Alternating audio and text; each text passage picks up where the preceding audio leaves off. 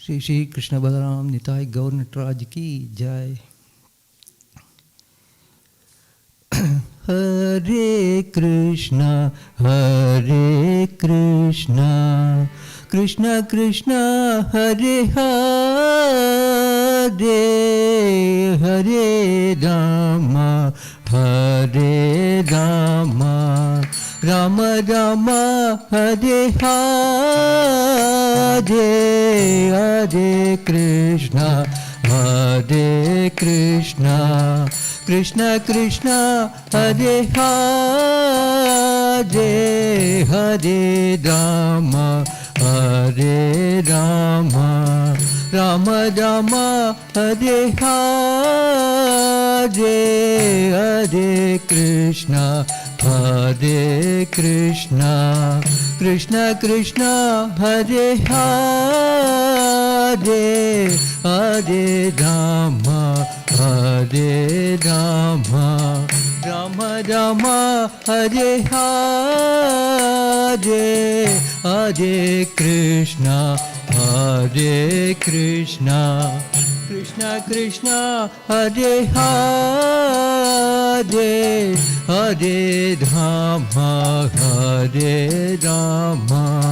Ram Ram Hare Hare, Hare Krishna Krishna Krishna Hare Hare, Hare Ram Ram Ram Hare Hare, Hare Krishna Krishna Krishna Hare Hare, Ram Hare Ram Ram Hare Hare, Hare Krishna Krishna Krishna Hare Hare, Hare Ram Ram Ram Hare Hare, Hare Krishna Krishna Krishna Hare Hare, Hare Ram Ram Ram Hare Hare, Hare Krishna Krishna Krishna Hare Hare, Hare Ram Ram Ram Hare Hare, Hare Krishna Krishna Krishna Hare Hare, Hare Ram Ram Ram Hare Hare, Hare Krishna Krishna Krishna Hare Hare, Hare Ram Ram Ram Hare Hare, Hare Krishna Krishna Krishna Hare Hare, Hare Ram Ram Ram Hare Hare, Hare Krishna Krishna Krishna Hare Hare, Hare Ram Ram Ram Hare Hare, Hare Krishna Krishna Krishna Hare Hare, Hare Ram Hare Rama, Rama Rama, Hare Hare, Hare Krishna, Krishna Krishna Krishna, Hare Hare, Hare Rama, Hare Rama, Rama Rama, Hare Hare, Hare Krishna, Hare Krishna, Krishna Krishna, Hare Hare, Hare Rama, Hare Rama, Rama Rama, Hare Hare, Hare Krishna,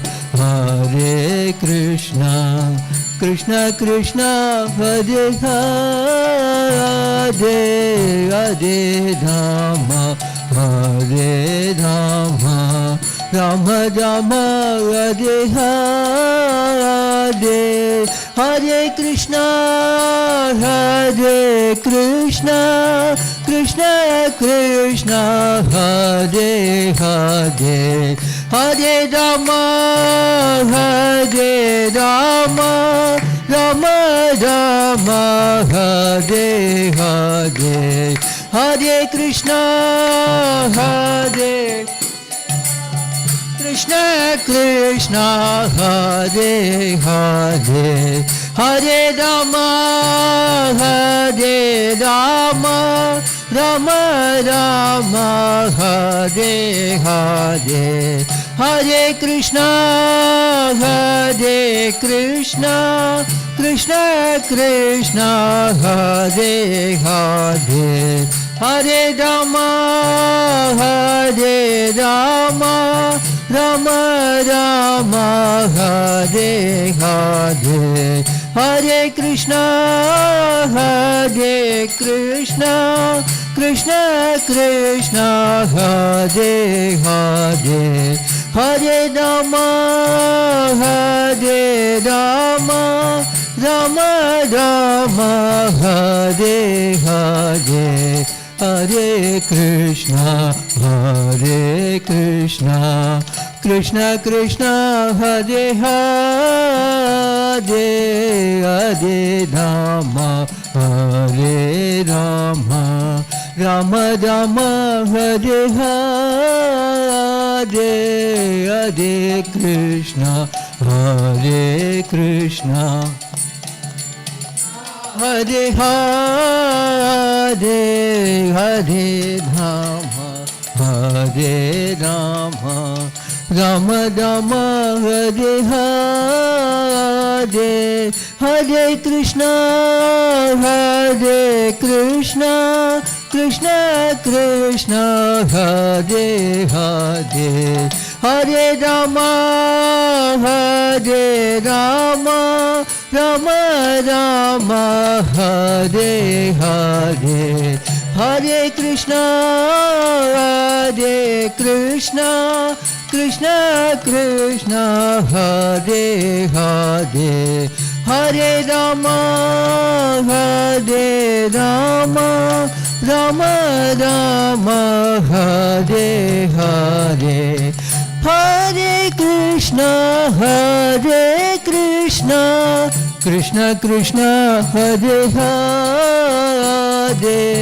Hare Rama, Hare Rama, Rama Rama, Hare Hare, Hare Krishna, Hare Krishna, Krishna Krishna, Hare Hare, Hare Rama, Hare Rama, Rama Rama, Hare Hare, Hare Krishna, Hare Krishna, Krishna Krishna, Hare Hare, Hare Rama, Hare Rama, Rama Rama, Hare Hare, Hare Krishna, Hare Krishna, Krishna Krishna, Hare Hare,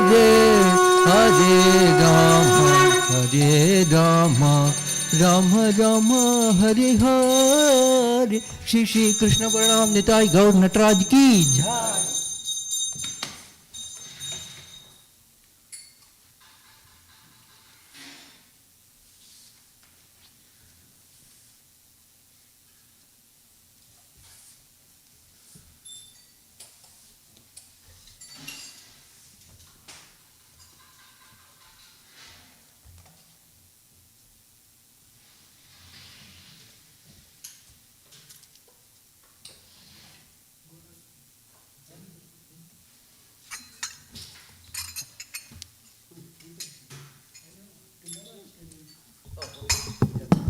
I'm not scheduled, so that's fine. Okay, yeah. How do this go up?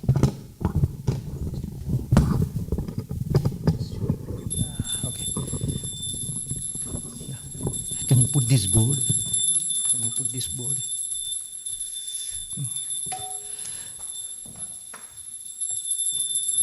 He's going to sing.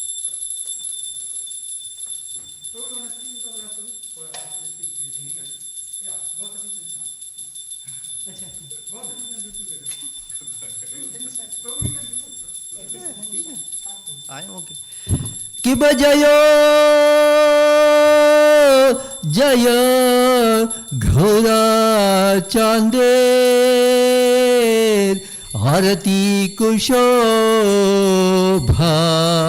कि बजयो जय घोरा चांदेर आरती कुशोभा कि बजयो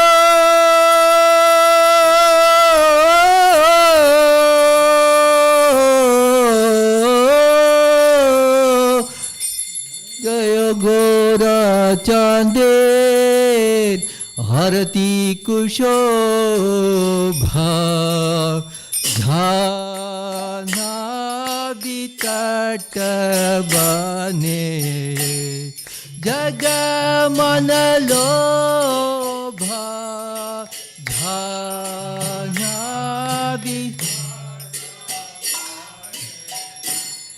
जग मन लोभा झाना बितट बने जग मन लोभा झाना बितट बने जग मन लोभा की बदकी ने निताय चान भमे गददरा की बदकी ने निताय चान भमे गददरा की बदकी ने निताय चान भमे गददरा की बदकी चान भमे गददरा निकटे अद्वैत श्रीनि बस छत्रधरा निकटे अद्वैत श्रीनि बस छत्रधरा निकटे अद्वैत श्रीनि बस छत्रधरा निकटे बस छत्रधरा की बबशियाचे घोरा चांद रत्न सिंहासने की बबशियाचे घोरा चांद रत्न Sinhasane ki babashi ate godatan Ratna simhasane ki babashi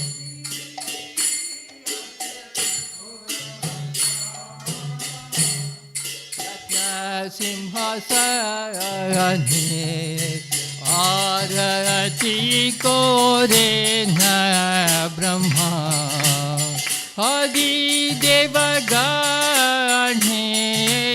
Arati kore na Brahma Adi devagane Arati kore na Brahma Adi devagane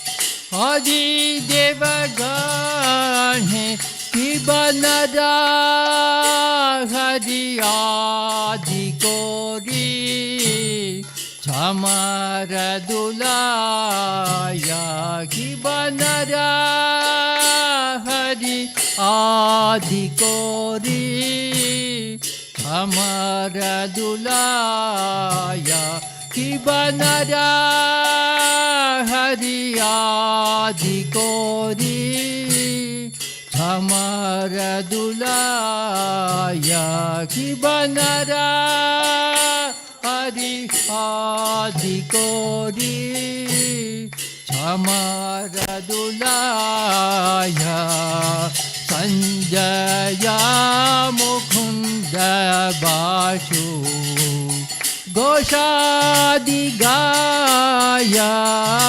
Sanjaya Goshadi Gaya Sanjaya Mukunda Bashu Goshadi Gaya Sanjaya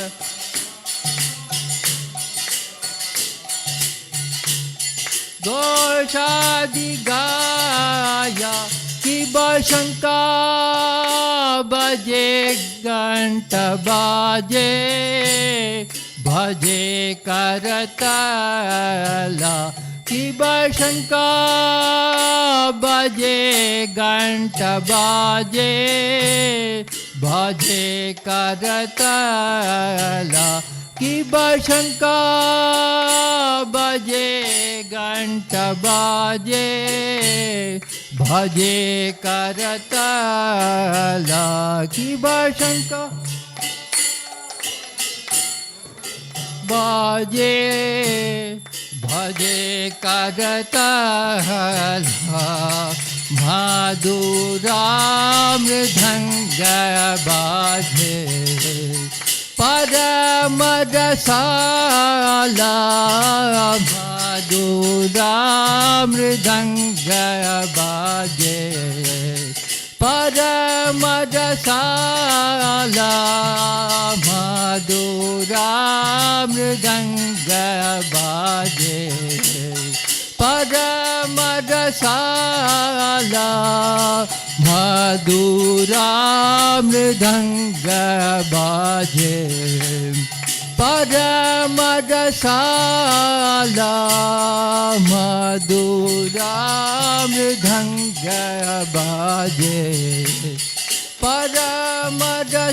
Paramadasala Shankha Baje Ghanta Baje Madhur Madhur Madhur Baje Shankha Baje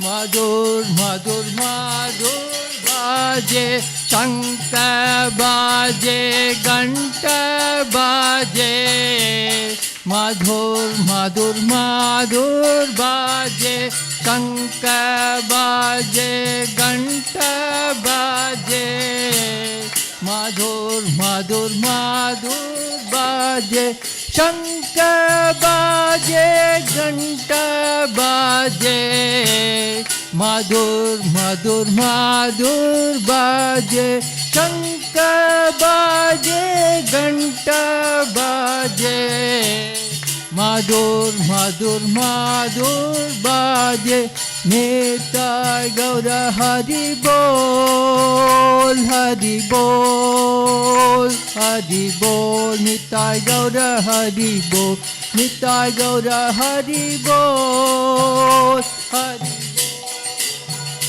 Hari बोल निताय गौर हरि बोल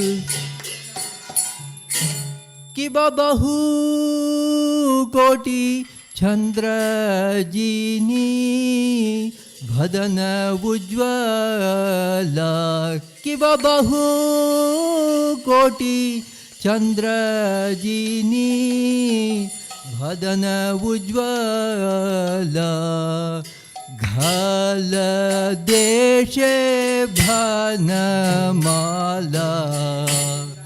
कोरे जलमाला घल देशे बनमाला कोरे जलमाला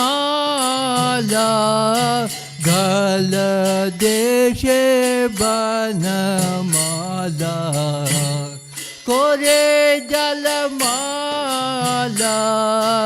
घल देशे कोरे जलमाला शिव शिवा सुखनारद प्रेमे गदा गदा शिव शिवा सुखनारद प्रेमे गदा गदा शिव शिवा सुखनारद प्रेमे गदा गदा शिव शिवा सुखनारद प्रेमे गदा गदा भक्ति विनोद देखे गौराद संपदा भक्ति विनोद देखे गौराद संपदा भक्ति विनोद देखे गौराद संपदा भक्ति गौराद संपदा की बजयो जय गौरा चांदे आरती कुशोभा की बजयो जय गौरा चांदे आरती कुशोभा गाना विकटवानी जग मन लोभा ध्याना विकटवानी जग मन लोभा गौरंगे रारती शोभा जग जन मन लोभा गौरंगे रारती शोभा जग जन मन लोभा गौरंगे रारती शोभा जग जन मन लोभा गौरंगे रारती शोभा जग जन मन लोभा निताय गौर हरि बोल हरि बोल हरि बोल निताय गौर हरि बोल निताय गौर हरि बोल हरि बोल हरि बोल निताय गौर हरि बोल। नमो ओम विष्णुपदाय कृष्णपृष्ठाय भूतले श्रीमते भक्तिवेदांत स्वामिन् यति नामिने नमः ॐ विष्णुपदाय कृष्णपृष्ठाय भूतले श्रीमते भक्तिवेदांत स्वामिन् यति नामिने नमस्ते सरस्वती देवे गौरवाणी प्रचारिणे निर्विशेषा शून्यवादी पश्चात्यादिशता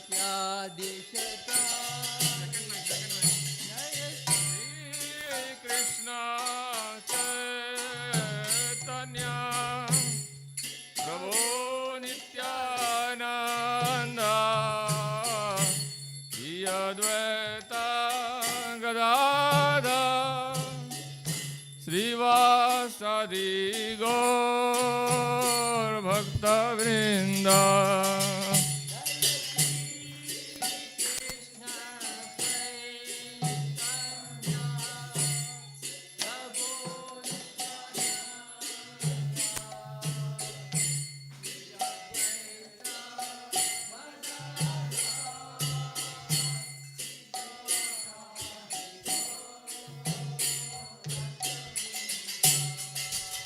जय श्री कृष्ण चैतन्य प्रभु नित्यानंद श्री अद्वैत गदाधर श्रीवासादि गौर भक्तवृंद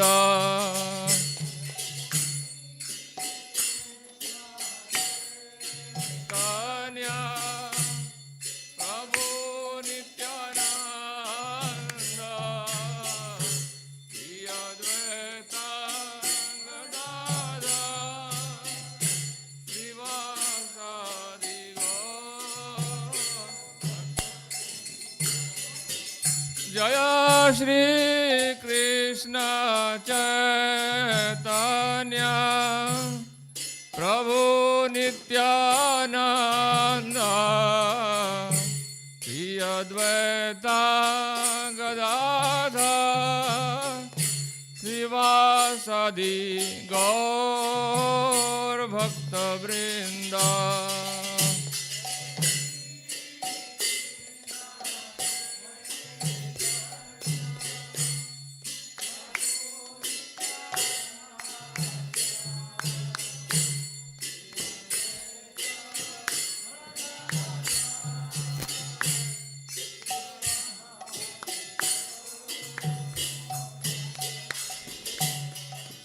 Hare Krishna, Krishna Krishna, Hare Hare, Hare Rama, Rama Rama, Hare Hare.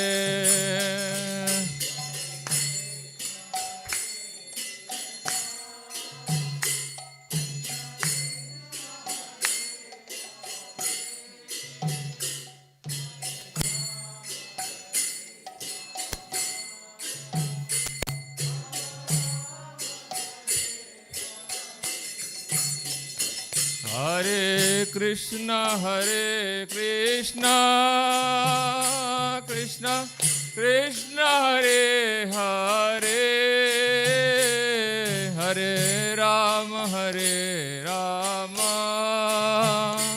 Rama Rama, Hare Hare.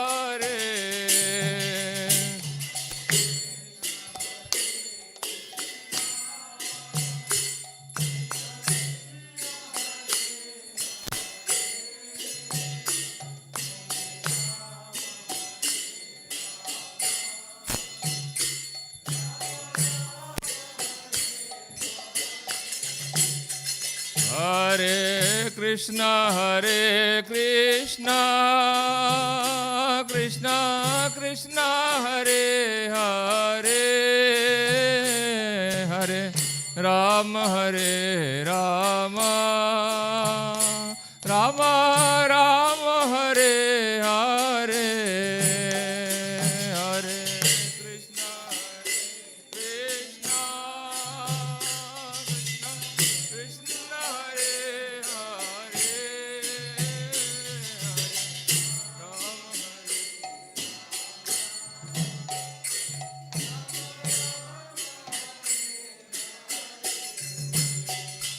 Hare Krishna Hare Krishna Krishna Krishna Hare Hare Hare Rama Hare Rama Rama Rama Hare Hare Hare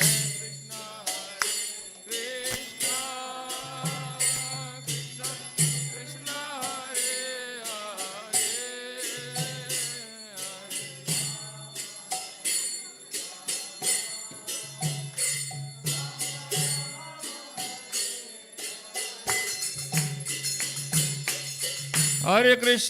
Hare Krishna Krishna Krishna Hare Hare Hare Ram Ram Ram Hare Hare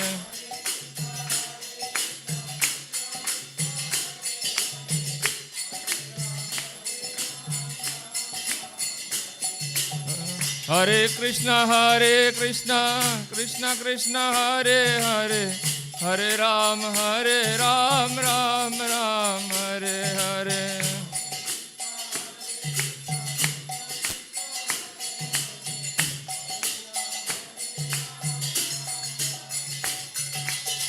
Hare Krishna Krishna Krishna Hare Hare Hare Ram Ram Ram Hare Hare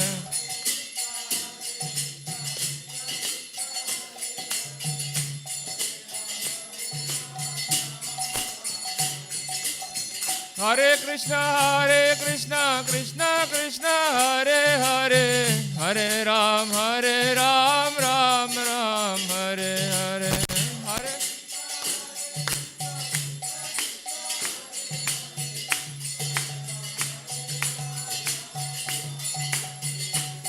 Hare Hare Krishna Krishna Krishna Hare Hare Hare Ram Ram Ram Hare Hare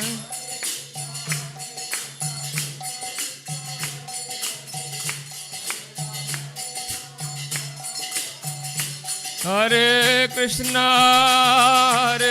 Krishna Krishna Krishna Hare Hare Hare Rama Rama Rama Hare Hare Hare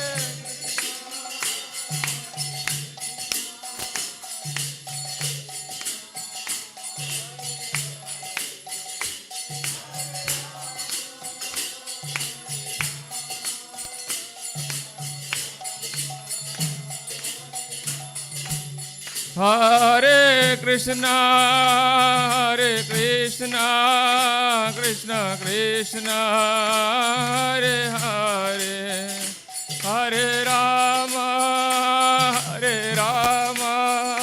Rama Rama Hare Hare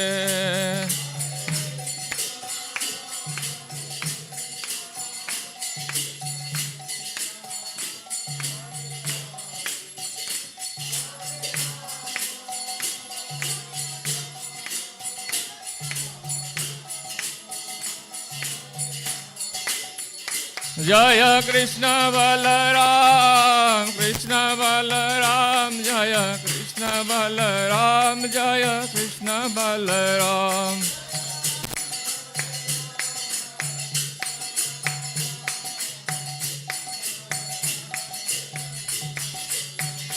Nitai Gaur Nataraj Nitai Gaur Nataraj Nitai Gaur Nataraj Nitai Gaur Nataraj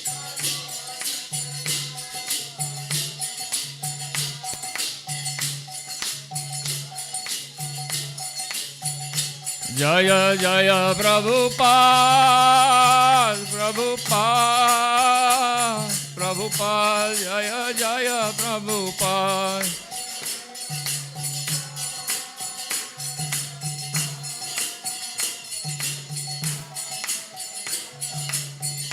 Jaya Jaya Prabhupada, Prabhupada, Prabhupada, Jaya Jaya Prabhupada.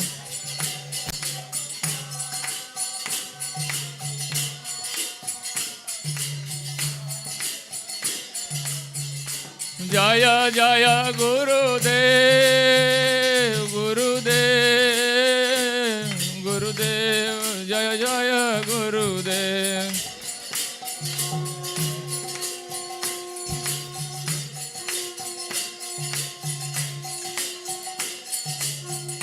Nitai Gaur Hari Bol, Hari Bol, Hari Bol, Nitai Gaur Hari Bol.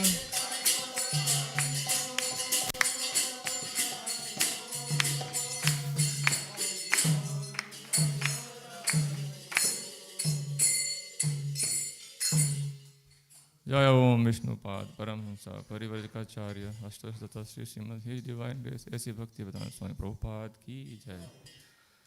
जय ओम विष्णुपाद परमहंस परिव्राजकाचार्य सरस्वती श्री श्रीमद भक्ति सिद्धांत सरस्वती गोस्वामी महाराज की जय. अनंत कोटि वैष्णव वृंद की जय. नामाचार्य हरिदास ठाकुर की जय. प्रेम से कहो श्री कृष्ण चैतन्य प्रभु नित्यानंद श्री अद्वैत गदाधर शिवासादि गौर भक्त वृंद की जय. श्री श्री राधा कृष्ण गोप गोपीनाथ श्याम कुंड राधा कुंड गिरि गोवर्धन की जय. वृंदावन मथुरा धाम की जय. नवदीप मायापुर धाम की जय. पुरुषोत्तम क्षेत्र जगन्नाथपुरी धाम की जय. भक्ति देव तुलसी महारानी की जय. गंगा माई यमुना माई की जय. All glories to assembled devotees. All glories to assembled devotees. All glories to assembled devotees. All glories to Sri Guru and Gauranga.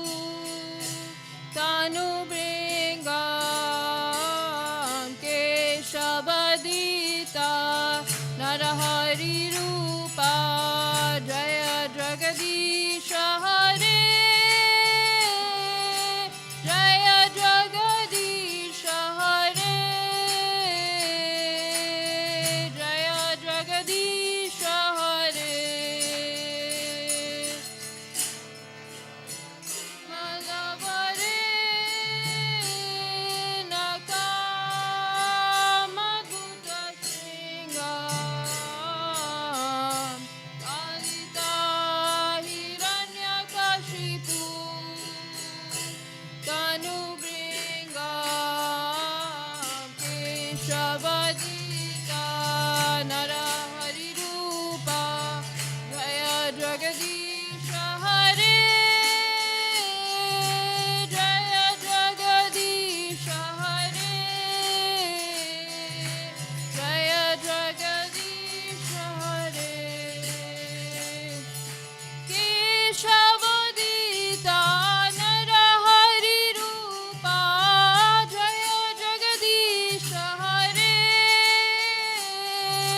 Jaya Jagadisha Hare Jaya Jagadisha Hare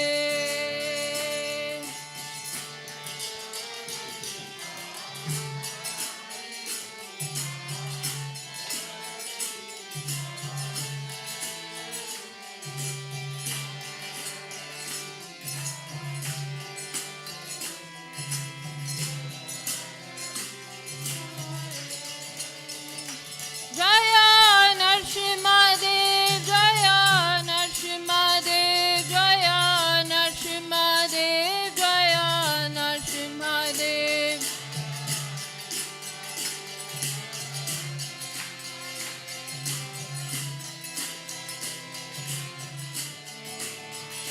Jaya Prahlad Maharaj, Jaya Prahlad Maharaj, Jaya Prahlad Maharaj, Jaya Prahlad Maharaj. Jaya Prahlad Maharaj, Jaya Prahlad Maharaj, Jaya Prahlad Maharaj. Prabhupada, Prabhupada, Prabhupada, Jaya Jaya Prabhupada.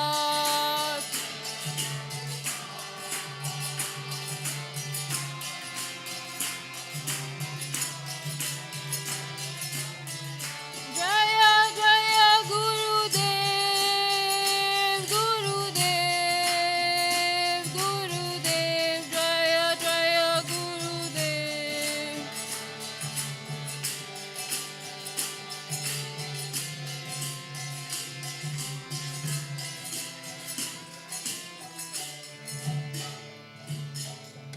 Srila Nrsimhadev Bhagavan ki, Bhakta Prahlad Maharaj ki, Nitai Gaur Premanande.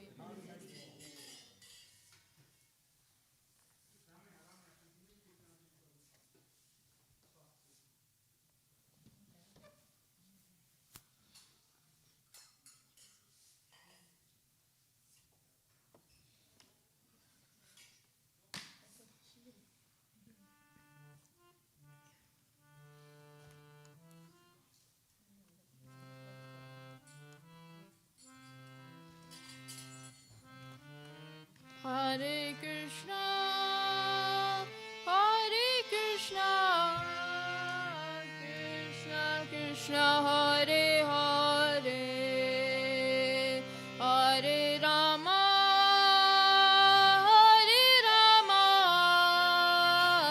Rama Rama, Hare Hare.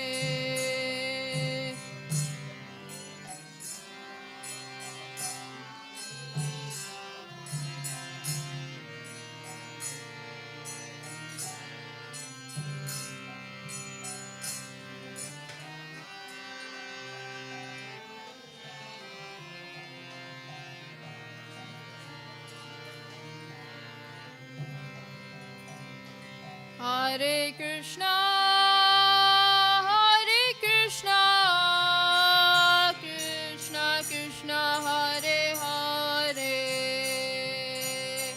Hare Rama, Hare Rama, Rama Rama, Hare Hare.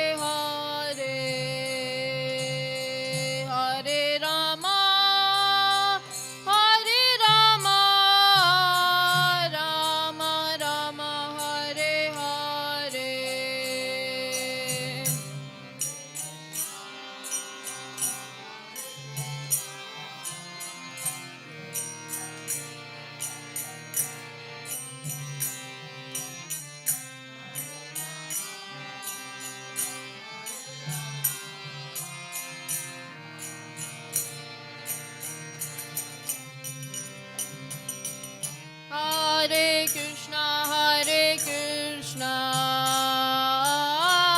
Krishna Krishna, Hare Hare, Hare Rama, Rama Rama, Hare Hare, Hare Krishna, Krishna Krishna, Hare Hare,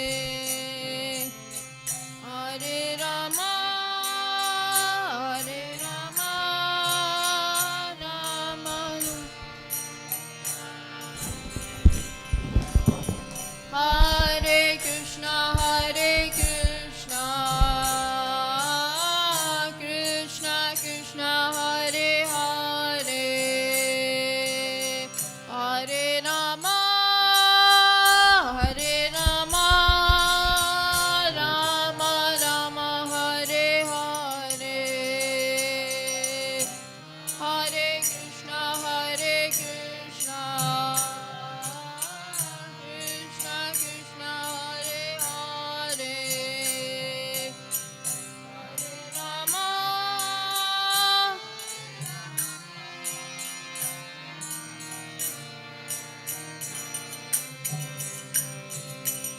Hare Krishna, Krishna Hare Hare, Hare Rama, Rama Rama, Hare Hare,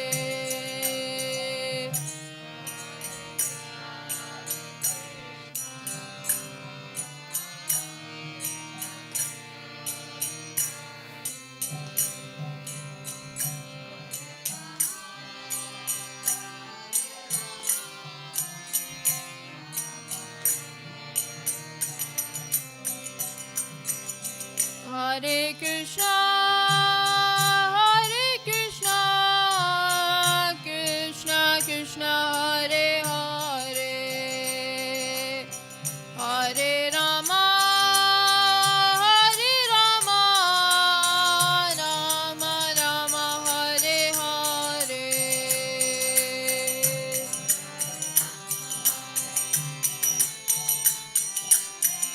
Krishna Krishna, Hare Hare, Hare Rama,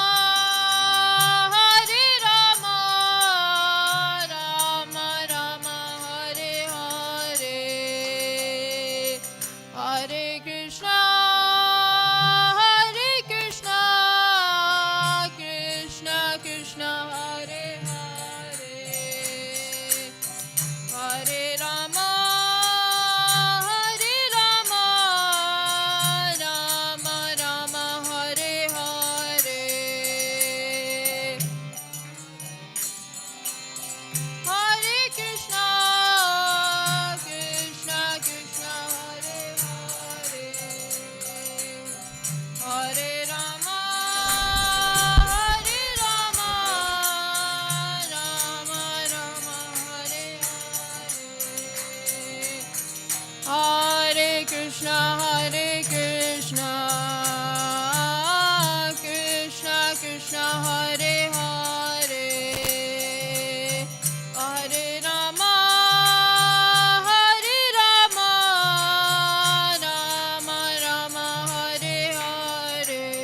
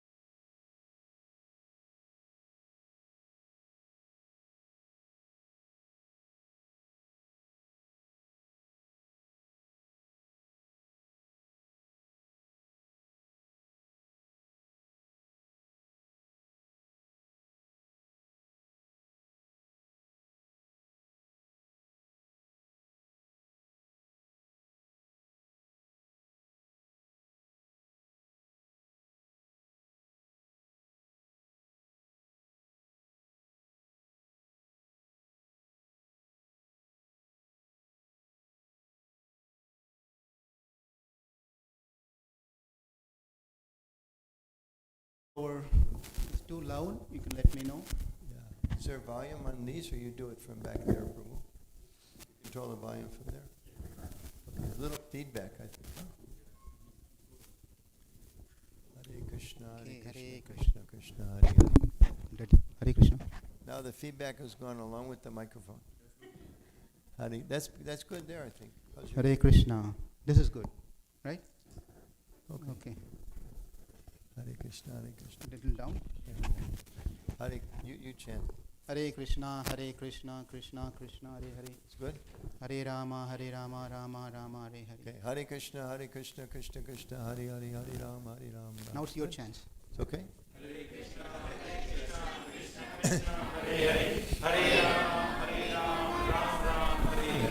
Turn their volume up a little bit.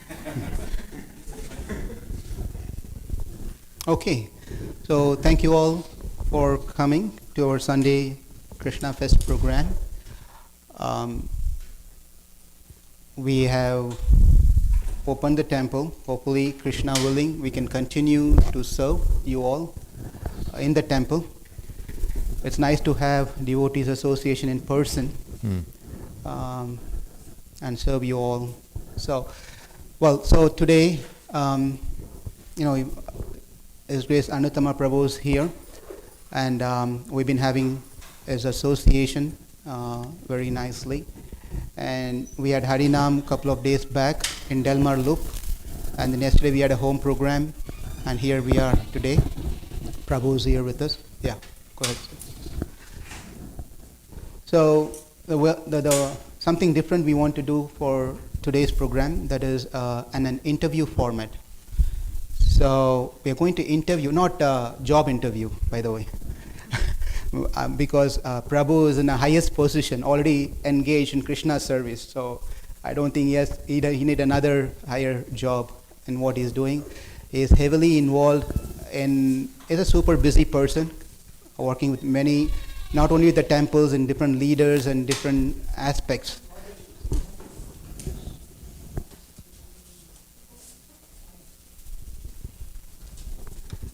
So it's nice. Put a little chain over there later. Yeah. So people that don't know, that's a they're just- plan. they're enthusiastic. They want to get close. We put a little chain. Yeah.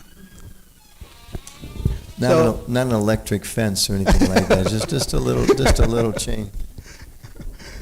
So everyone enjoyed last night's program, right? Evil. So we'll have another session today with Prabhu. I think what we're going to do is I'm going to ask a few questions to Prabhu in an interview format, and then I'm going to also open the opportunity for you also to ask questions if you have anything. With that said, I'm just going to ask simple questions, standard questions with Prabhu.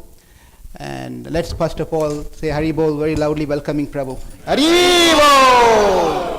Hari Bol! Hari Bol! Thank you. So Prabhu, is this your first visit here, or have you been here before? Excuse me. Yes. I hope Law remembers, but other people. Yeah, I actually first came to this St. Louis temple, this temple, years ago. I remember the first time I was a brahmachari in Denver, and I think we were driving across the country to fly to India for a trip, and we stopped here. I remember that. And then it came more recently, a couple of years ago, before the temple had been expanded. I really liked this expansion here. It was the deities were over there, and it felt pretty small. But this is a nice. This is bigger than I think the Boston temple is about the same shape and size, isn't it, Garga? This is a little bigger, about the same, right? Is it a little bit bigger? Not by much. Not by much. Okay. Okay. So it's similar, but it's a much bigger and much improved. If Krishna willing, we would like to extend to CVS next. And Domino's this side, and then the other building, Krishna willing, let's see. Well, I work in communications, so I can help you try to prepare the letter for the mayor. I don't know what kind of success we'll have, but we can try. Well, so, Prabhu, I want to ask, how did you come into Prabhupada's family, came into Krishna consciousness, if you could share a few?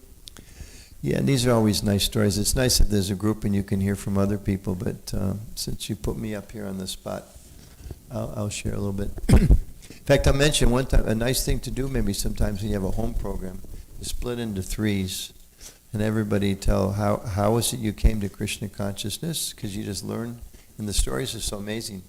I'll come back to your question, but somebody mentioned to me the other day, I met them, a lady in Naperville, devotee. I asked her, how did you get interested in Krishna consciousness? She said, I love to dance. You know, Indian ladies, it's not so common. You know, a lot of times we see like some of the Indian ladies come over the first time, they're like shocked that all the ladies are dancing, right? It's like some parts of India is not. But she said she loved to dance. She came to the temple and was like, that was it. Love at first sight. I can dance for Krishna. And there's another devotee I know who's actually a professor of environmental engineering or something like that in Salt Lake City. And he said he came because he liked to cook. Because so before they had installed deities and have different people helping with cooking and this and that. And he just loved to cook, so he just started coming, and he didn't really like the philosophy, and he just gradually his heart changed. And one more story before I get to me. And I went to Denver Temple, which is my home temple. I went back after years and years, about 3 years ago. And during the kirtan, it was very exciting. A lot of young people, Western people, this, that, so many different people there. And there was this one young woman that just seemed so interested in chanting. So I had a chance to talk to her afterwards, after the program, during the feast, and asked her a little about herself. And she was Muslim, from a Muslim family. But she liked the kirtan.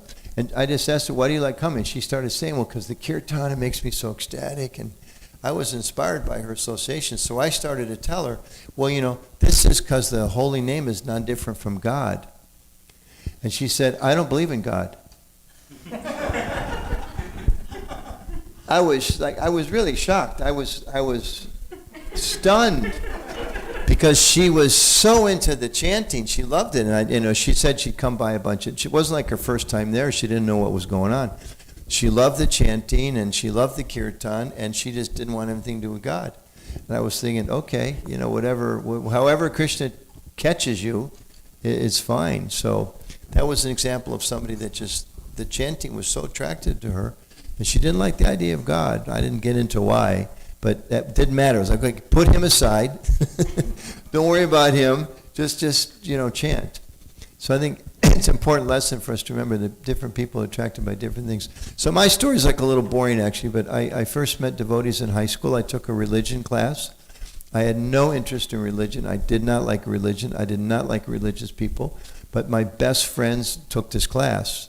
You know, when you're in high school, it's all about your friends, right? So I dropped out of my economics class, I think, and because I didn't like the people in the economics class, and I went to the religion class. And I remember we started a little bit about Buddhism and Hinduism and Christianity and this and that, and it just kind of showed a whole different perspective to things. Later I went to college, and it's a long story, but it kind of became a little discouraged what I was learning there, and I didn't think they could really make a difference in the world. And I got involved in student politics, and that seemed to be wasn't going to go anywhere, and I studied a little science and became convinced they had no idea what they were talking about. And then I took an economics class and was really convinced these people have no idea what they're talking about. You know, so many theories, it just didn't make sense. And then eventually, so I got a little, Queen Kunti says, what is it, akincha gochara? Materially exhausted? Yeah, so I became exhausted. And I started studying philosophy and then religious philosophy, although I didn't want to. It just made more sense. And then I started going to Buddhist retreats, started hanging out with the Hare Krishnas. I started going to church and reading different books. And slowly, this kept making more sense, all the while this was making less and less sense. And then I at one point I just realized I was reading things that were just telling me you have to be serious about this. Like there's a parable in the Bible where Jesus said, he talks about the planting of the seeds, I think they call it. And he gives this analogy because he taught in all stories. He tells his disciples, like, you throw seeds in the ground, some of them go in the fertile ground, some of them grow in the rocks and they can't take root, some are eaten by the birds. And then he says something like, I don't know what he would say, and I haven't read this in years, like, so be it, or something like that. Like, basically like, so what do you think of that? right? So when I read that, I thought this is obviously deep spiritual meaning, which is he's seen everyone, the chance for spiritual knowledge, spiritual opportunities given to everyone. Whoever receives it, you know, and there was another thing he said, it wasn't all Christian inspiration, but just a simple example. He said, if you knock, and the door will open. And I just thought, this is like telling everybody, you know, here's your chance. It's like you meet we go out at Harinam or book distribution, you meet somebody, you say, would you like one of these books? That's their chance. Yeah, I'm curious. Or they go, no, I don't want that book. That's about God. No thanks.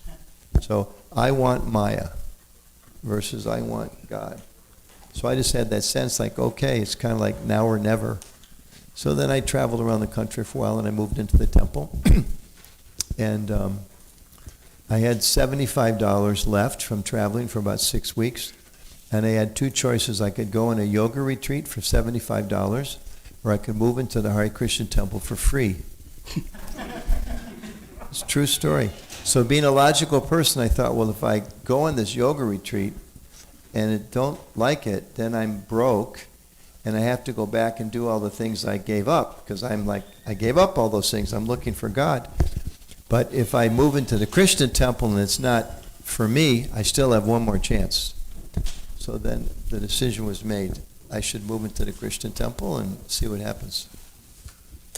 So I moved in, and the first night I prayed, Dear Rama, Dear Allah, Dear Jehovah, Dear Yahweh, Dear Krishna, Dear Rama, and every other name I could think of. I don't know if this is the right thing for me. You please show me. And if this is the wrong thing, show me what I should do.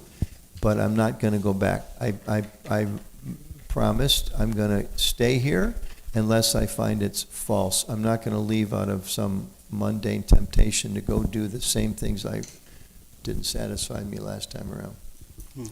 So that was about 45 years ago. Still trying. Thank you, Prabhu. Is there a reason why you have to commit yourself? You can have a free accommodation and would have had a happy life, but why you have to take initiation and be more committed? You could have had an options. Which options? You mean as a devotee or other options? Being outside and... I mean, the other options were just useless. I just saw everybody was suffering. You know, they were just suffering too much. I studied political philosophy because I was very concerned to try to make the world a better place. And I remember my very favorite professor, Professor Zimmerman at Michigan State University. We were studying, you know, Marx, and then Locke, and then Hobbes, and Rousseau, and Aristotle, and Plato, and all these big, big philosophers about how should society be organized. But after like 2 years of this study, I realized, this is a little technical, but each one of them had certain premises or assumptions. Like Marx starts out saying human beings by nature are involved in a class warfare. That's the nature of human beings, and therefore the communist system. And Locke, who's kind of the father of modern capitalist system, he said people are nature, individuals competing for limited resources. Therefore the capitalistic system, free economy makes sense. So I had this one professor, and I said, look, I get it. These people are the geniuses of social science, political science for the last 2 centuries. Who am I to critique these people? But what I've learned is on the first 30 pages of every one of these philosophers, they present their assumptions. So rather than study their systems, like if here's their assumptions, and then they have these amazing systems, how society, but each one of them had a different set of assumptions. So I told my professor, I said, we should be studying the truth of their assumptions. Because it proved to me Marx's assumptions are right. I'm a Marxist. Prove to me that Rousseau, Hobbes, Aristotle, show me those assumptions are right. I'll give my life to that. And he looked at me and said, we're not here to study truth. I thought, okay, then why am I paying you $10,000 a year if you can't show me that it's truth?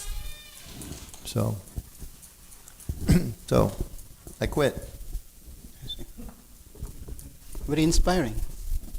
Yeah, maybe not for those that want to continue college, but it was inspiring for me. Different time and circumstance, you know. If I was a young devotee now, I don't know how I could make a decision. There would be too many exciting things I could do for Krishna. You know, be a scientist for Krishna, be a lawyer for Krishna, be an environmentalist for Krishna. You know, Once you know what you can do it for, then there's meaning, and pleasure can come through those activities. But without that, it's all too boring. Prahlad Maharaj said it's chewing the chewed. I spoke to some of the kids today before this class. Kids, this is a great example for kids because they all know when they sit in school, they put their hands under the desk. Kids, like some kid last year stuck a bunch of bubble gum up there under the desk, chewed it and stuck it up there. So I was telling them, just imagine going in class one day and peeling off one of those pieces of bubble gum that's stuck. It's been sitting there for a year and a half and chewing it again to see if it makes you happy. Horrible, isn't it? You get she like a shudders, you know.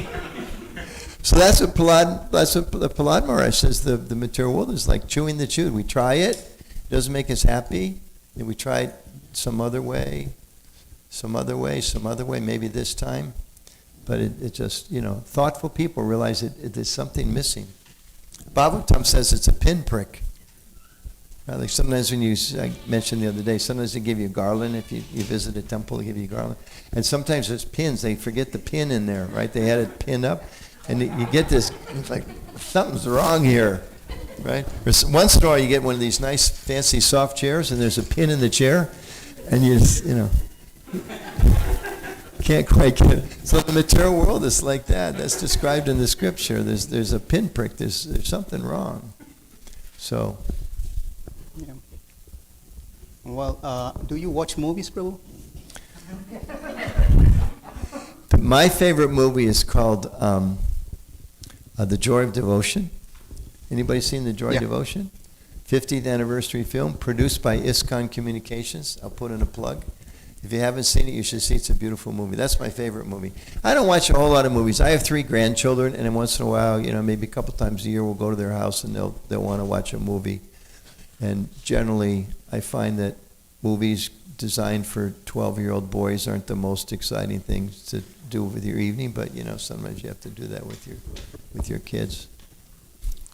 Well, the reason I was asking is there's a movie that's called Spencer, if you have heard about it. Haven't seen that one. Okay, it's about the life of Princess Diana, and it's done by Kristen Stewart. Okay. She's done a great job, and the question is, Princess Diana, she had everything in her life. Better lifestyle, education, wonderful beauty, family, beauty. You can just name it. She had everything. Fashion, and people flocking around her. But then her life seemed to be little different than what we really see in the front. Pathetic situation of how she passed away and things. Could you? So the movie shows that she was unhappy? Yeah. Yeah. So. I mean, this is the nature of the material world. I remember I had an experience a few years ago. I was flying to China, and I picked up the airline magazine, which was in Chinese and English both. And it was like the monthly magazine, right? They change them every month. And there was an article, I'm forgetting now, but there was a very famous American singer, woman, who had just committed suicide, or maybe drug overdose or something like that. I can't remember her name right now. And I was looking at this magazine, and I was thinking that anybody in the plane that picks up this magazine, they're reading about this famous singer, and she's so happy, and she's so famous, and she just released a new album, and next week she's going to play at, whatever, Carnegie Hall, and she's going to take her tour around Europe. But I knew she was dead. It was like a real shock. Because I'm thinking, everybody in this plane is thinking, oh, I wish I was like her. I wish I was famous. I wish I was a wonderful singer. So many people, standing in line just to meet you. She's so fortunate. But actually, she was dead. Because she was, unhappy. I think she committed suicide. When I was in high school, maybe, there was one poem I remember reading. About famous English poem, American poet, I think, about the purple was this man, some of you may know this, about this man that was so admired, and he had the biggest house in town, and everybody thought what a wonderful gentleman he was, But then one night he went home and put a bullet in his head. That's how the poem ends. High school poem, read by high school kids. And again, it's just another one of those messages. It's the world shows itself like Diana, like, wow, who could be more beautiful than her? Who could be more famous? Definitely the most famous woman in the world. Definitely the most, her picture was everywhere, those of you that were around before she passed away. I mean, all the Vogue, whatever, all the fashion magazines had the best hats, the best designers. Fashion designers were begging her to wear their stuff.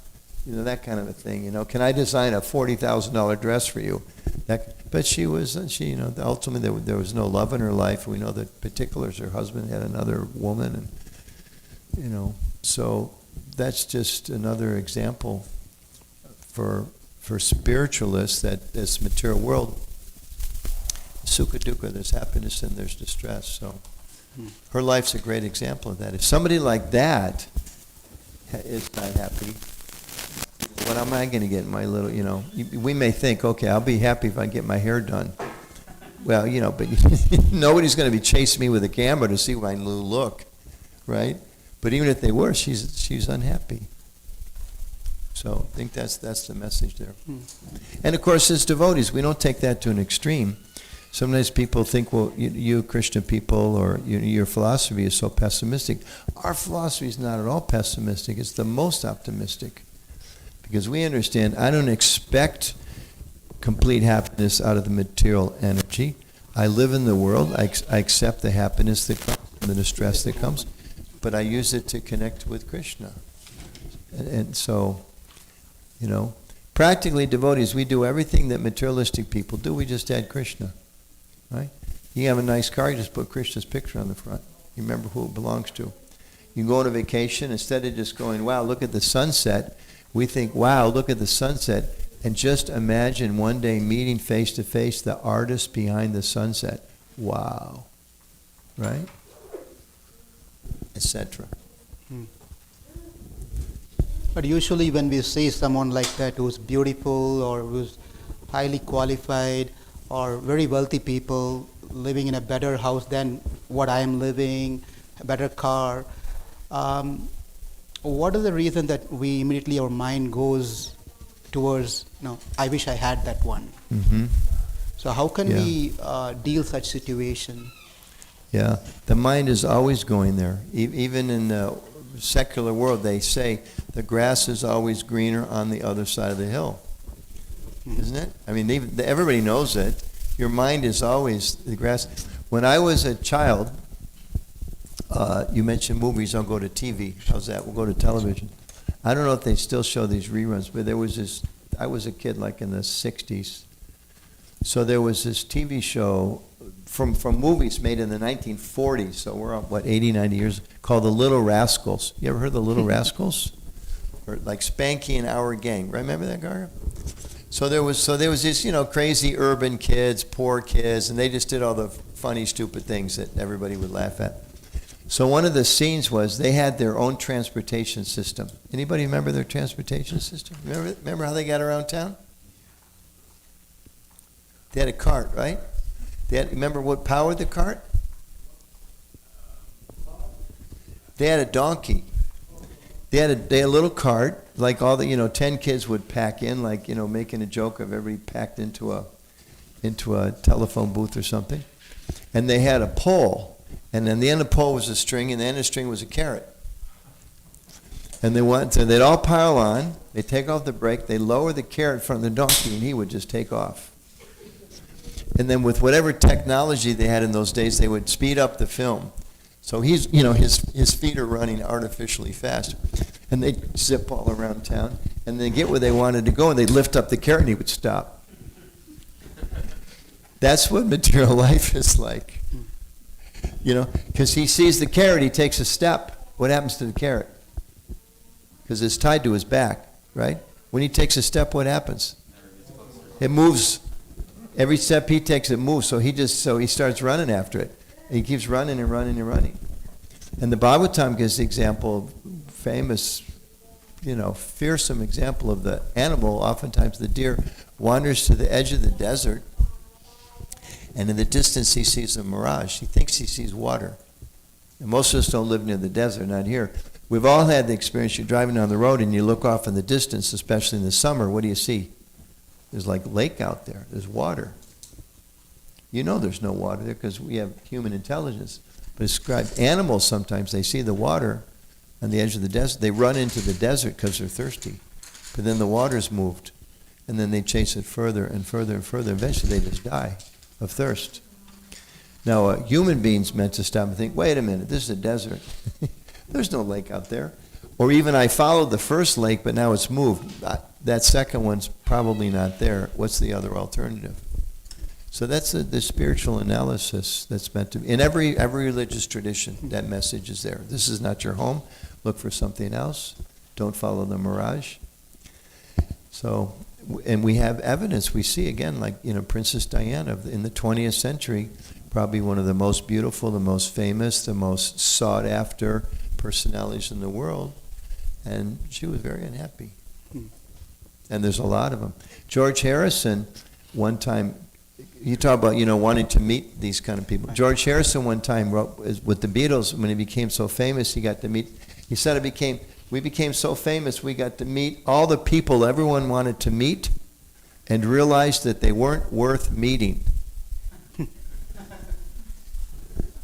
They're just ordinary people that happen to be rich or happen to be powerful or happen to be elected to mayor or whatever.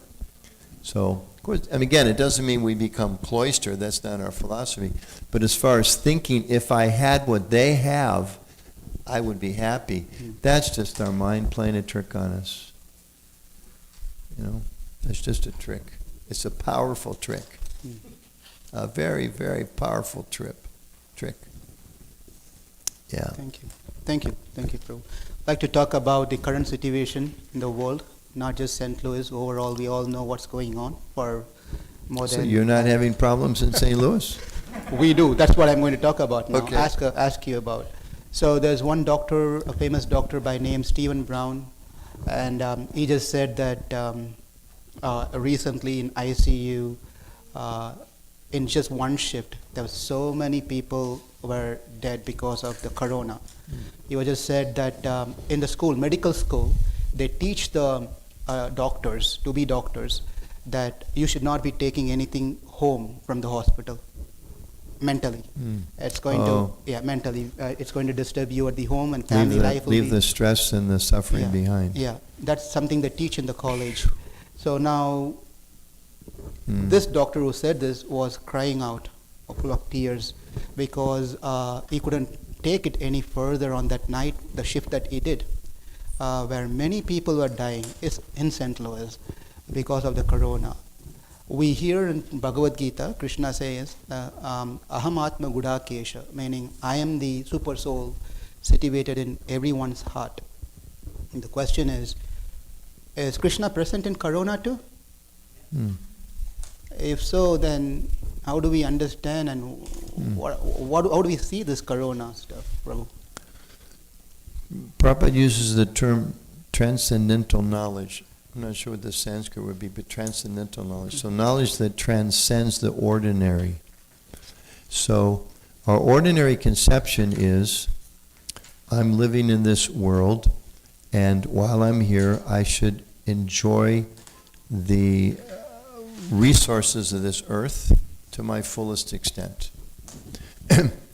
And therefore, progress in society means economic development and everything else that will allow people to enjoy more the resources of this earth.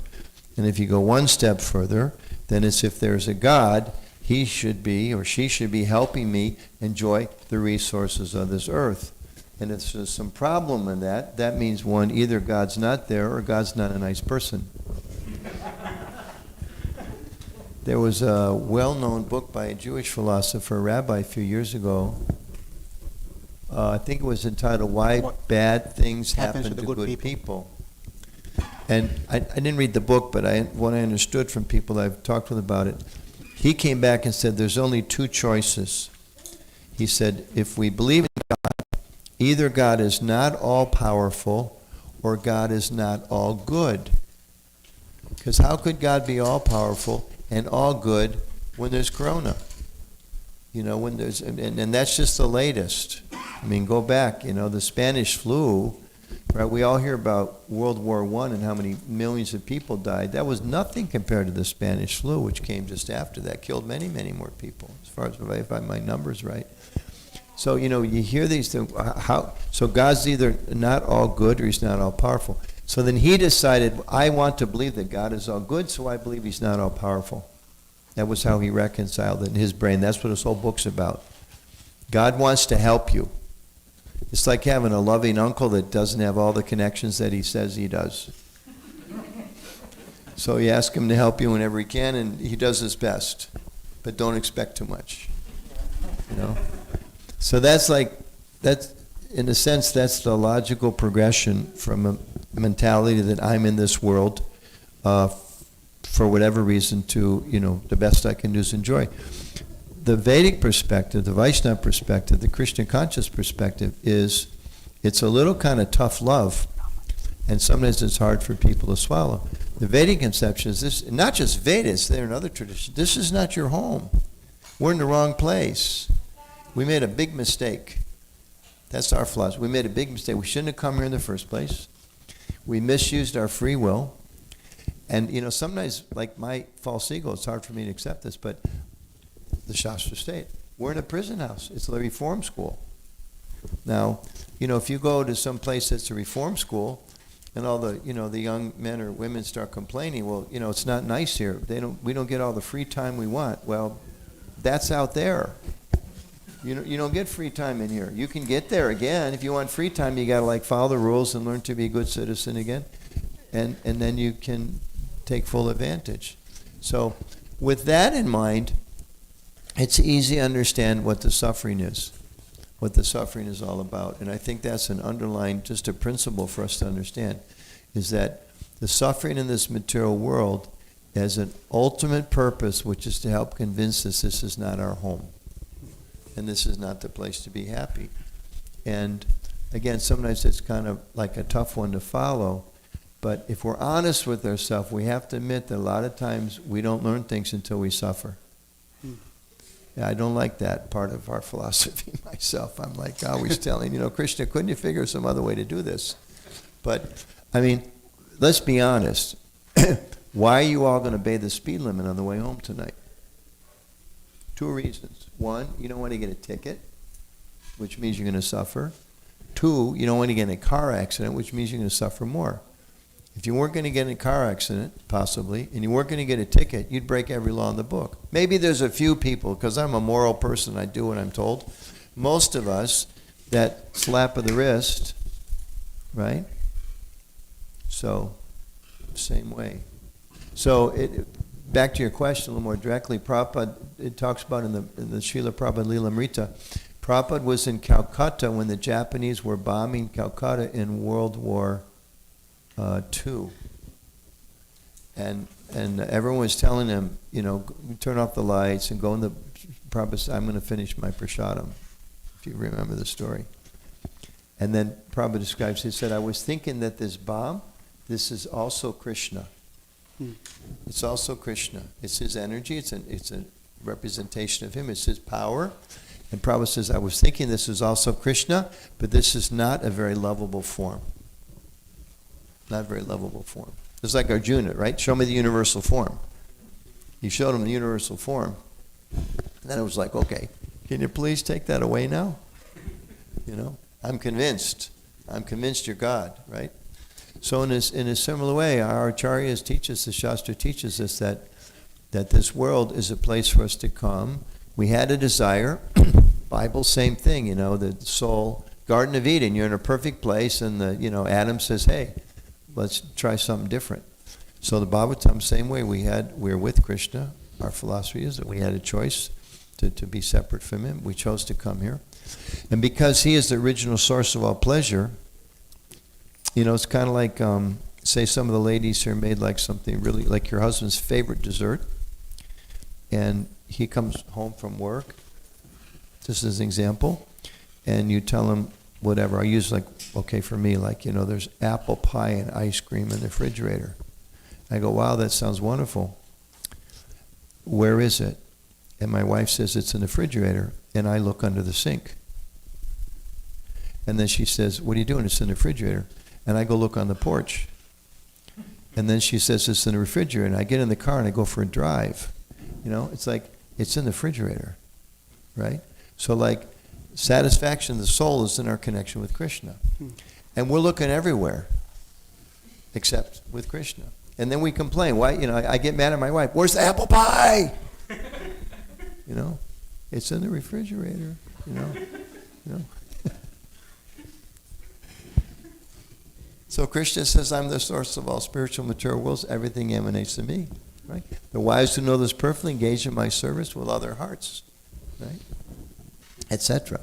You know, that happiness lies from me. So we are like demanding, you know, we at some point made a choice. I want to be separate. I want to try to do this on my own. Krishna, you stay over there. Okay, can you just stay in Vaikuntha for a while? Give me a universe to play around with. He's like, sure, here you go. Which one of the 8,400,000 births do you want to try? Oh, I'll try every one. Sure, great, you know.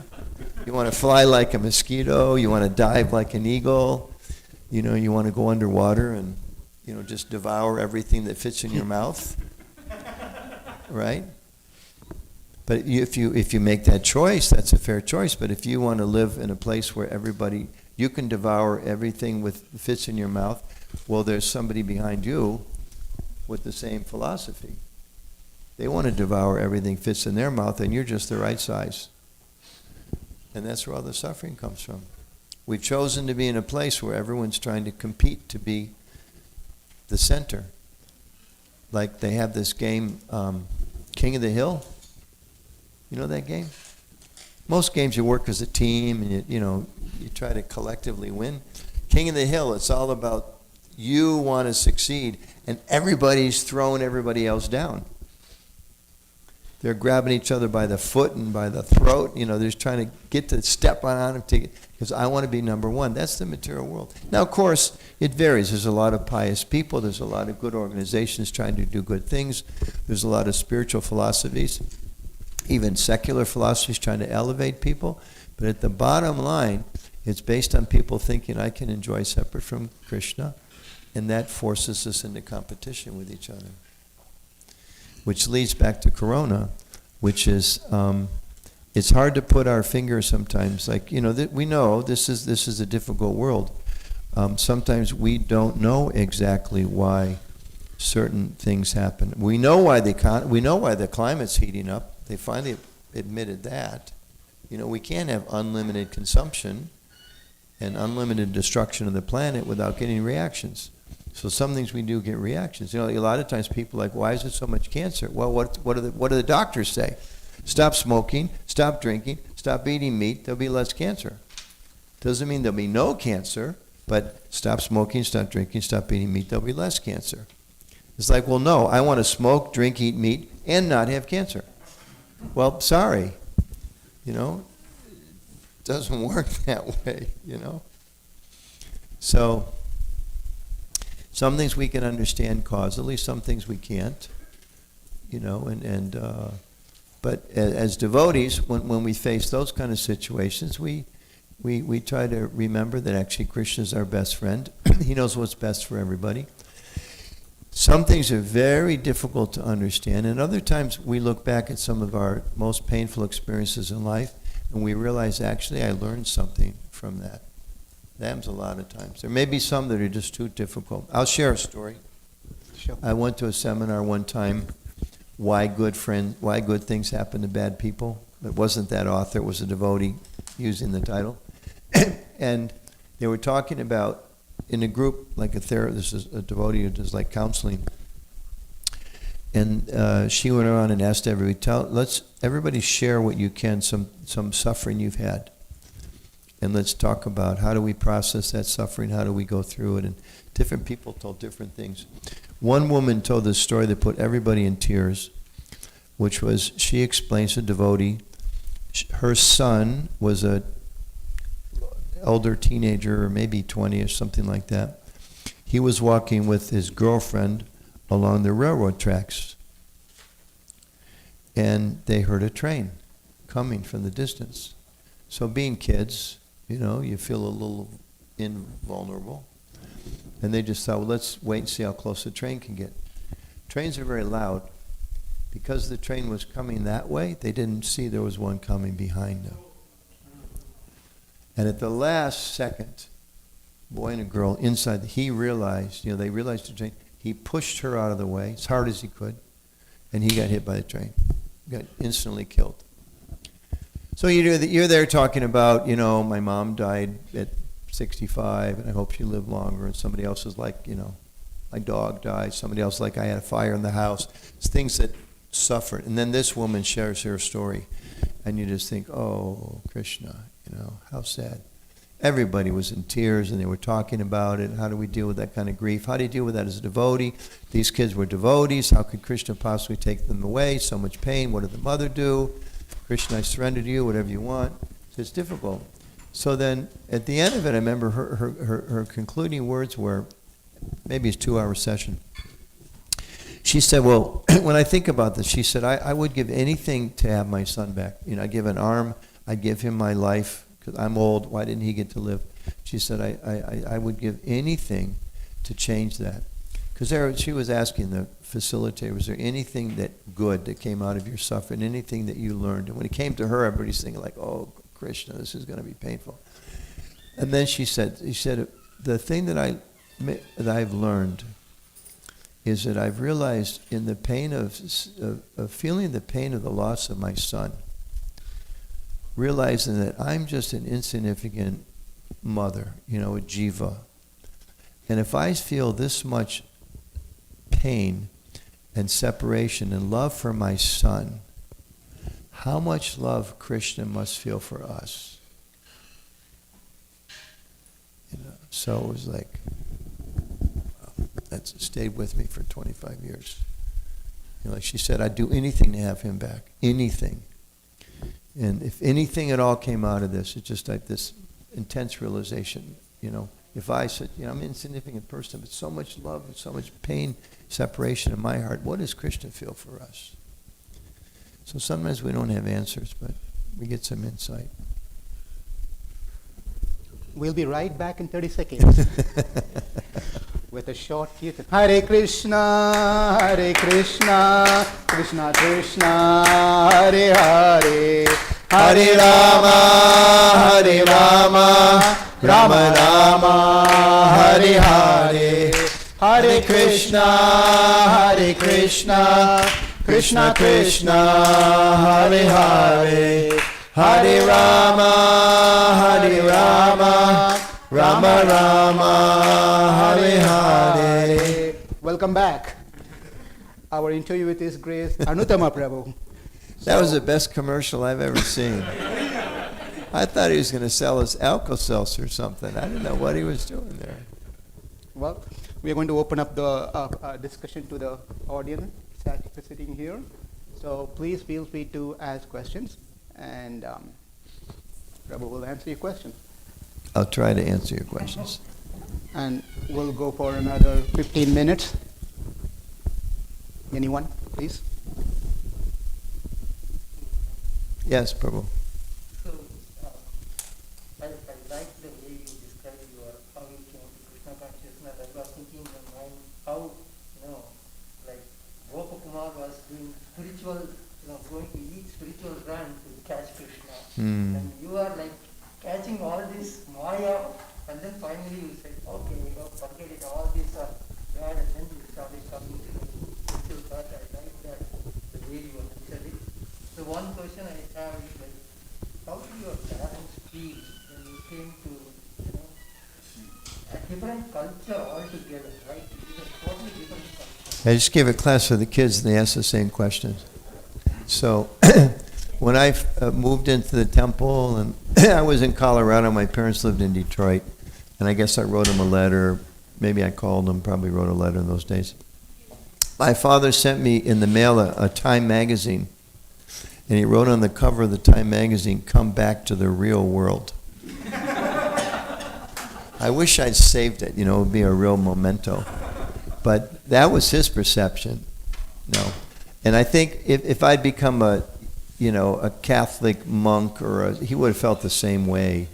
It wasn't just Hare Krishna, but just that anybody could give your life to some religious pursuit. He didn't appreciate. But years later, yes, I can tell this story in front of the deities. I'll edit it a little bit. Years later, they came around. So they came to, let's just flash forward maybe about 10 years. 8 years, it was organizing an outreach center, college outreach center in Boulder, Colorado. My parents came out to visit, and we had fixed up this beautiful home next to the University of Colorado. It was just really pretty, hardwood floors up, really pucka. Everything was a beautiful place. We used to have about 150 students came. We had 2 feasts. We had Wednesday night and Saturday night. With 150 students, it was so crowded, people would sit on the stairs. And once in a while, we'd have to go in the bathroom and say, excuse me, but in our tradition, food's sacred, so you can't sit on the toilet and eat. You have to, come out here. Literally, they're in the bathtub because there's no plate. They were so popular. But anyway, so my parents came to visit. And one of the ladies who was part of the program asked my father, Mr. Walker, they said, so Mr. Walker, or Mrs. Walker, what do you tell your friends your son's doing? And my mother kind of turned red and choked, she didn't say it, but she mentioned, I don't tell my friends. That was what she was really saying, But my father interrupted. My father was like a classic, what they call 50s dad. You ever heard that term before? Like men that aren't in touch with their feelings, but they're tough, and, you had to go to work every day and like that. So he was like a little ornery, if you like, nice word, ornery. I'm trying to figure out, how do I edit this from what he said? In the Jewish tradition, they don't say the name God, so they say G space D, okay? And then there's a body of water where they try to block the water from coming down. What's that called? Dam. A dam. Got it, okay. So I can say those words. So this one Mataji, she said, so, Mr. Walker, what do you tell people? And he answered, thinking back, here's the guy said, come back to the real world. My father said, I tell him my son's a member of the oldest, what's the word? Without the O? G dash. Okay, G dash. And then what's the body of what? Damn. My son's a member of the oldest, blank, blank, religion in the world. Which for my father was like the highest form of appreciation you could ever get. So he went from this point of view of thinking just totally wasting your time to almost in his own way, proud of the fact that his son was a member of the oldest blank, blank religion in the world. And he never would have told me that, but he told these friends. So I thought, okay, that's pretty good. And later my parents told me, they said among their 3 kids, they definitely thought I was the happiest. And my brother was, multimillionaire in real estate. My sister was married. She was a nurse. And, I quit school and became a Hare Krishna. But they could see you're actually the happiest of our kids, which ultimately that's what parents want. We may think we want our kids to be a doctor, an engineer, or this or that. What we really want is for them to be happy. Yeah. Is that okay? Yeah. Pran Prabhu? Hare Krishna. Prabhu, you said you were brahmachari in Denver. Yes. So at what age did you join Krishna consciousness? And 20. I had my 21st birthday in the temple. Time to what time you were brahmachari? And again, next question is, 10 years. now you are grahastha, so when you are most happy, when you are brahmachari or not? What is your thought on that? Yes. Are you married, Prabhu? You're married? Yeah. Yeah. I can honestly say I was happy when I was a brahmachari, and I'm happy as a grahastha. And now, in a sense, I'm a vanaprastha because we had a business and this and that's all gone. So I think, we can be happy in any... If Krishna's there, it's not just an expression. If Krishna's there, you can be happy in any situation. Because you see Krishna's here, and there's a sense of relationship. We talked about during Prasadam today, materialistic people, right? You go on a family vacation, you plan it for months. We're going to go to the mountains, right? We all talked about the mind, As soon as you get to the mountains, your mind's saying, we should have gone to the beach. There are so many mosquitoes up here, and it's been raining for 3 days, and you look at your spouse, I told you we should have gone to the beach, right? Now, even if you could cancel the whole thing and turn around and drive 300 miles to the beach, as soon as you get to the beach, you think, my gosh, it's hot out here. Isn't it? Look at all these people. This place is so crowded, I can't even find a place to put the umbrella in the sand. Right? So that's the mind. It's always tricking us. So we have to think, okay, I go with my family, right? If you got kids, you got a family, you take a little vacation, you go to the mountains. How do we bring Krishna here? And then the mountains would be great, whether it rains or it snows or whatever. It's nice being in the mountains because you see connected with Krishna. And if you go to the beach and it's hot, it's like, okay, it's hot. Just see Krishna's here, sukha dukkha. Happiness, he says in the Gita, there's happiness and distress. So I knew it was going to be hot in the sun, and that's what he told me. So make the best of it, right? So there's one of my favorite expressions of Prabhupada. He ended a couple of lectures like this. He said, just become Krishna conscious and enjoy life with a thrill at every moment. I mean, wow, what an instruction to get from your guru, right? Most people think, what's your guru going to tell you? Well, go to the Himalayas, sit up in your neck in ice water or something like that. He said, no, become Krishna conscious and enjoy life with a thrill at every moment. So, wow, what a wonderful philosophy. Marx didn't talk like that. He kind of thought maybe he had something like that. But he said, first you got to destroy all the other people. That's not our philosophy at all. Yes, Prabhu. Oh, here. Oh, sorry. 1 second, Prabhu. Yeah, go ahead. Hare Krishna. So, you said you had a choice to go to yoga. Yes. Or just go to Hare Krishna. Actually, it was a music retreat. And I like music, but I wasn't so inspired. Okay. So nowadays, if you see the college youth, like there is a lot of interest in yoga. Yeah. And so every college campus, like I have seen, like there are so many spirituality or the different churches groups. Mm-hmm. Even in the Christian church, they are starting to have yoga. For decades, they've been having yoga. Yeah. Yes. So like there is a lot of this pull among all this spirituality, and they're trying to compete. And so how we are unique, like we are also trying to show some yoga, some meditation. And if I see the new youth, they are not into like too much into like like chanting and dancing or in a big crowd, but they just want to be peaceful, shanti, and so there is a lot of competition, in-person groups coming up, and there are so many retreats. Everybody wants to do this. So many what? What was it? Retreats, like Ritviks. No. Retreats. Oh, retreats. Yeah. Weekend retreats, and Yeah. we are also trying to do that. So Yes. So I have multiple questions. First thing Okay. is like, Let me answer that one. first So thing is like- let me answer that part. There's two ways of looking at it, right? One is, oh my gosh, all these people are stealing all our customers.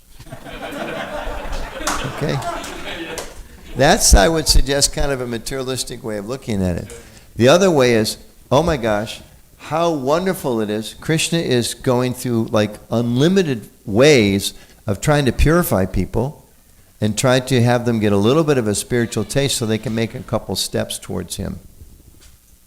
That's the way I think it's preferred to speak. There's a beautiful quote from Bhaktivinoda Thakur where he's describing specifically how should we feel when we enter another place of worship. If you get a chance, you can look it up online. It's beautiful. And he says, I'll paraphrase, he says, when we come into a place of worship different from our own, we should stay there, recognizing that this is Krishna appearing in a form different from the way I understand him and the way I worship him. And he says, and I should, through understanding he's here, my own love of my own process should increase. So that's kind of like a little bit of a step up from, in the beginning of spiritual life, and we see this, the world's full of it, you bow down in this way, we bow down in this way, you must be wrong. Right? Instead of thinking, you bow down to become humble before God, you kneel to become humble before God. You prostrate yourself to become humble before God. Isn't it wonderful how we're all instructed to become humble before God? You read this book to connect you with God. Oh, I read this book. Yours must be wrong. Mine must be right. That's one way. Or, wow, isn't it wonderful? There's so many books, so many great acharyas that Krishna sends again and again and again to teach people to make some progress towards him. Isn't it wonderful? So that's the answer to your first part of your question. How do we change our mind? I was chanting japa the other day. There's a little pond near the apartment we live in. I was sitting chanting japa. This lady walked by with a big smile. Started talking to her. And she was a Jehovah Witness. Anybody have Jehovah Witnesses come? Yeah. So my first thought was, oh, I hope she's not a pushy Jehovah Witness. And then I thought, okay, maybe this is my karma for years as being a pushy Hare Krishna, you know? And then we just started talking. She's a very nice lady. And one of the things that she told me, she's telling me about her grandfather and how he really inspired her to be a religious person. And she said, one thing my grandfather taught me, he said, if we pray, dear God, please guide my steps. And my grandfather told me, then well, you better start moving your feet. Right? I thought, well, this is great. You know, I'm just sitting here by a bench watching the ducks, trying to think about Krishna. And this lady comes by and preaches to me from a totally different tradition, right? But dear Krishna, here's another version. Gaurvani, my stepson, told me this story. Little joke, maybe I mentioned the other day. Said the religious man, he was having some financial difficulties, and he was praying, dear God, please let me win the lottery. Please, God, let me win the lottery. And it went on for weeks and weeks, and you know, he was just suffering, no money, like anything. Dear God, please let me win the lottery. God, don't you love me? Help me win the lottery. One day he had a dream. God came to him and said, John, you got to buy a ticket. So, you know, we have to put our part into it. Sometimes it's said that we should pray knowing everything depends upon Krishna. I love this expression. We should pray knowing everything depends upon Krishna. We should act as if everything depended upon us. So like Gargamuni Prabhu, he goes out to distribute Prabhupada's books. He doesn't just stand on the corner and wait for Krishna to send people. He's got to make the effort. And when he makes the effort, you know, Krishna sends a few people. You know, some of them just, you know, their quota of purification is, I don't like you, Hare Krishnas, and they chant the holy name. And somebody else is like, wow, I love these books. What are the new ones? And everything in between. But he's got to make the effort. So we have to make the effort. And then that's how Krishna works. He wants us to make the effort. Okay? Thank you, Prabhu. Let's move on to Krishna Swarup, Prabhu. So, Hi, Prabhu. I didn't recognize you with your mask on. so when you started in this movement, and how much it has grown, are we going in the right direction? What you are seeing? Yeah, we're going in the right direction, and sometimes we go in the wrong direction. Sometimes we go up, sometimes we go down. You know, the world is mixed, and overall, yeah, I think don't take it from me. There's a beautiful movie, you can go online. If you go on ISKCON News, you type in Harvard 50th anniversary. There's a beautiful 17-minute film there when we had this academic conference at Harvard University 5 years ago. And this one professor, he's passed away since, his name was Thomas Hopkins. He was one of the very first to ever meet Prabhupada. And he was given the introductory keynote speech at this event at Harvard University about ISKCON and Bhakti, 50 years coming around the world. And in this lecture, he said, I'm a historian of religion, so we're trained to make comparisons. So if we're to talk about the contributions of Bhaktivedanta Swami, we have to make comparisons. He said, but to try to make a comparison, you can watch the videos. It's not me talking. This is Thomas J. Hopkins, Professor Emeritus of Religious Study at, can't remember what college. Anyway, but well known, highly. He did his PhD work on Bhaktivinoda Thakur, so he goes back. So he said, we have to make comparisons. He said, so if you want to compare Prabhupada to anybody, he said, actually there's not many comparisons. The only two comparisons as a historian that I can make are to Jesus and Muhammad. He said, but if you make that comparison, it's not really fair, because Jesus was in his own country, with his own language, with his own culture, and he had people his own age to help him. Right? And he said, Muhammad, same way. It was his own country, his own culture, his own language, his own family members helped him. They were critical parts of his mission. He said Prabhupada was in a different country, different culture, different language, and nobody with any kind of, ability to help him. He said, so in that way, he's incomparable. And then he said, and if you look at Islam in its first 50 years, or Christianity's first 50 years, he said they were having some serious problems. So we all think, we got a few serious problems, a few little splinter groups here or there, or, it's a struggle to pay the mortgage this place or that place, or, we bought a few properties and lost them, or a few big people fell down, it was embarrassing. Nothing compared to, those people were at war, and Jesus was being hunted, his followers being hunted down by the empire, right? They were underground. So, a lot of problems. So, according to this historian, the progress is amazing. We got 700 temples around the world. We're still the world's largest publishers of books on the Vedic philosophy, certainly Vaishnava philosophy. It's splintered a little bit now, but we do have the world's largest free vegetarian food distribution programs. In a couple of years, the TOVP is going to come up. We got temples all around the world. I talked, I don't know if any of your kids were there, but I talked with, like 12 or so of the youth group today, the teenagers. I was impressed. It's like, what do you like most about being a devotee of Krishna? Well, I like the fact that when I face challenges in life, I always know that God's there, and he's given me practical instructions how to deal with the challenges that I face, like 13 years old, right? I'm thinking, I've been trying to come to that realization for 46 years, and you got it at 13. And so many examples like that. So you see things like that. There's always problems. One thing I would really suggest to everybody, this is the 125th anniversary year of Prabhupada's appearance. So we started observing it this year, Vyas Puja. Devotees are asked to observe the whole year. Read the Lilamrita. Get the full, not the condensed one, that's nice, but get the full 7-volume one and read it from beginning to end. You'll be amazed and shocked and disturbed and inspired to see all the challenges Prabhupada faced. It's like one after another, after another, after another. He didn't give up. He just didn't, we have a tendency to think there was a few problems and then everything worked out. It was like problem after problem after problem after problem. Every time you turn the page, it's another big challenge. Somebody runs they had some property in Hawaii and a devotee took it off and sold the whole thing.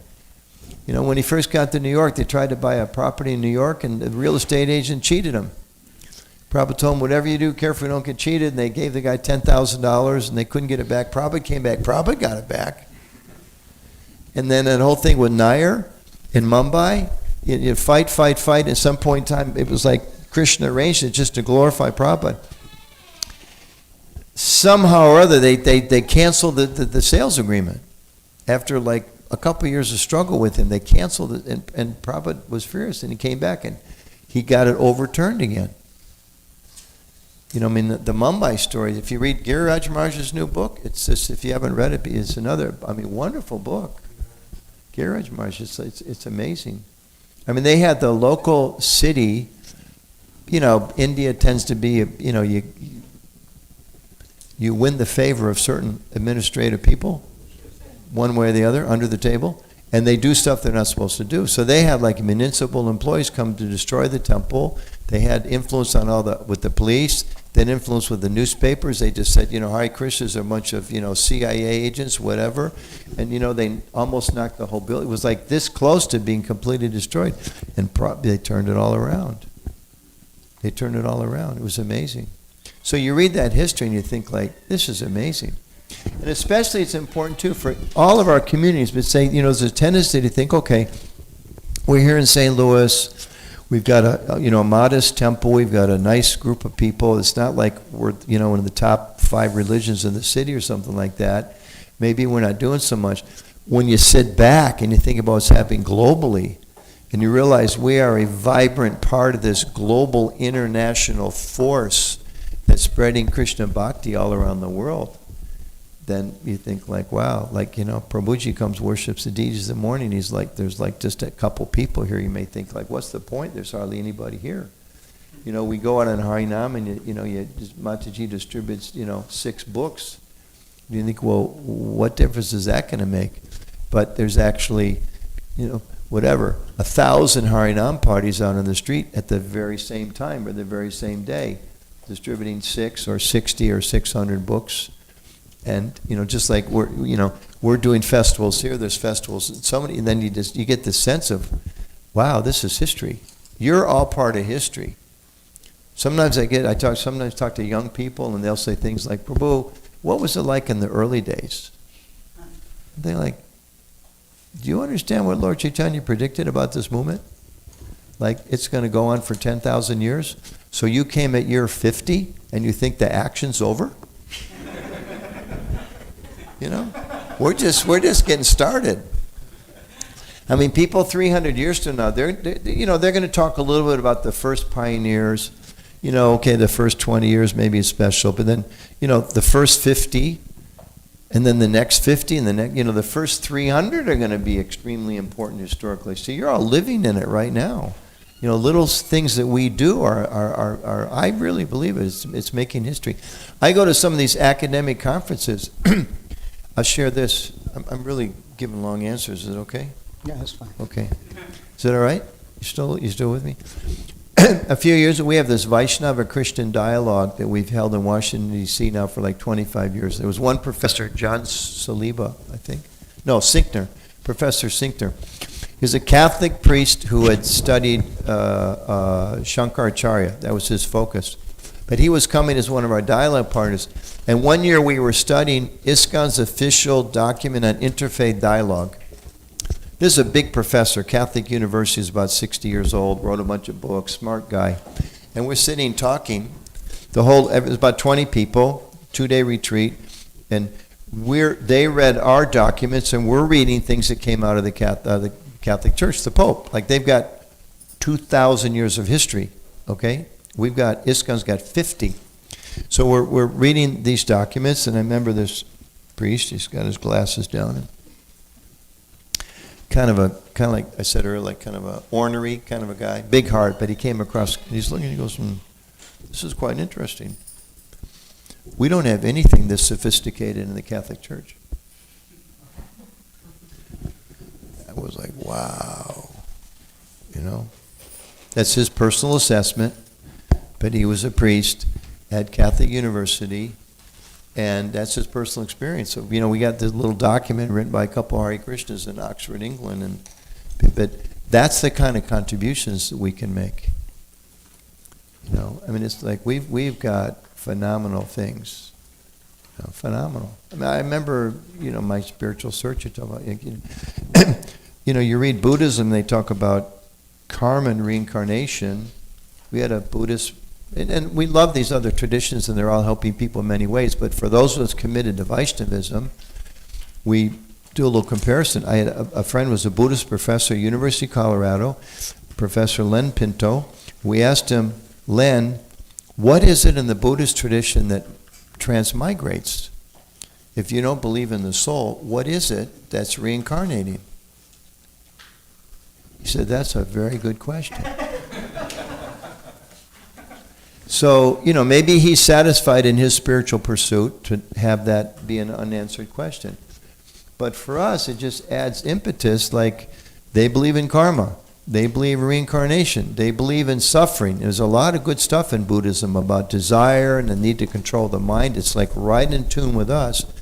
And on top of that, we know there's God. And they asked Lord Buddha about that. He said, I don't speak about these things. He didn't say God doesn't exist. He said, I'm not speaking about these things. There's some sections in the Bible where they asked Jesus Christ a few things, and he said, you don't understand the things I've taught you. How can you understand these other things? Like left the door open. And, we're fortunate that we have so much information. So yes, it's strong, it's growing. And it's up to you to make it stronger and make it grow more. All right. We didn't have a ladies' question. Can we have one question from the ladies? Any ladies have a question? Sometimes the ladies have the best questions, but they're shy sometimes. Over there, Yes. Rajesh. Thank you so much. It was very wonderful questions and answers. It was very inspiring. So I was going to ask you, like you have been in the movement with Prabhupada's family for like 45+ years. Yes, by his mercy. So if I have to ask you, what is holding you? What's holding me? Like in the movement, in the family. There can be many.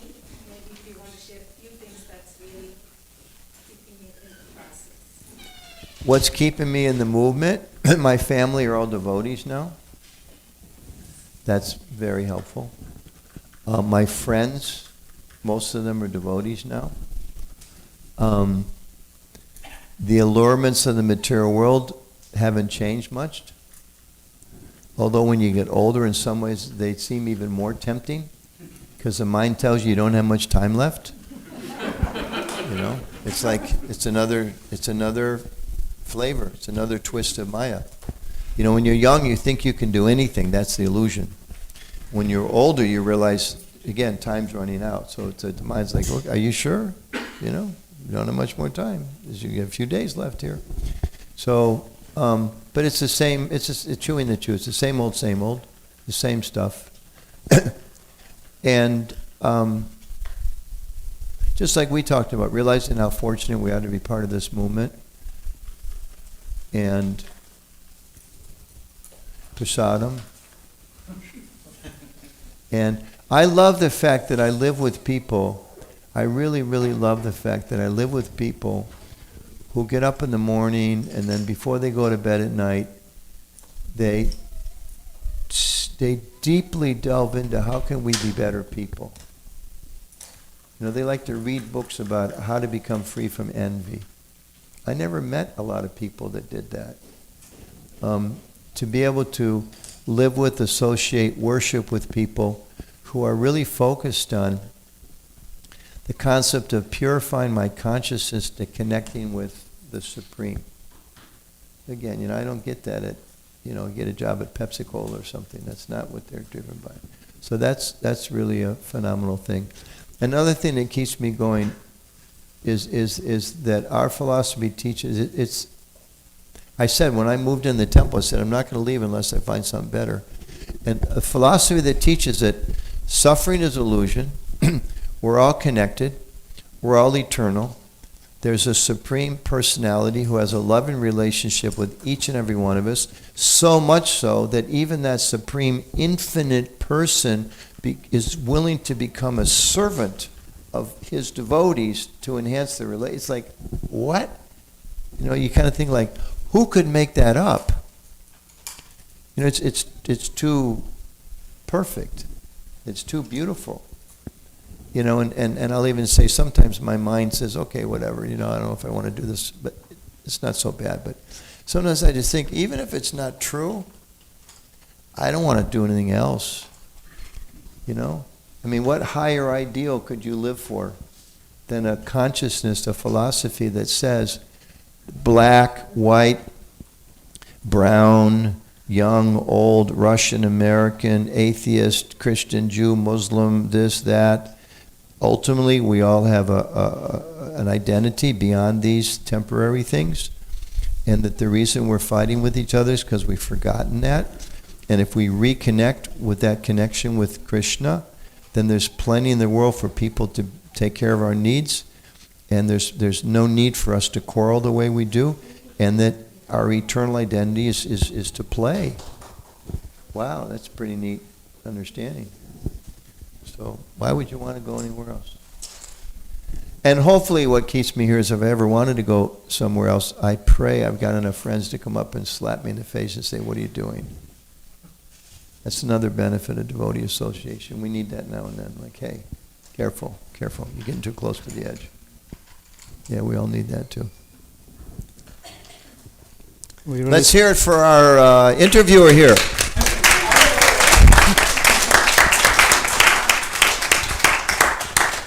we really sincerely thank you for coming to St. Louis and giving your association.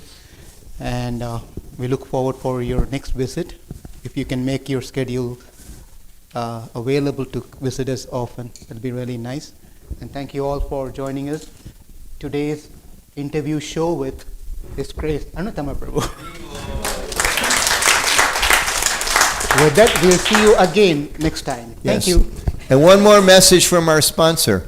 Hare Krishna, Hare Krishna, Krishna Krishna, Hare Hare, Hare Rama, Hare Rama, Rama Rama, Hare Hare, Hare Krishna, Krishna Krishna, Hare Hare, Hare Rama,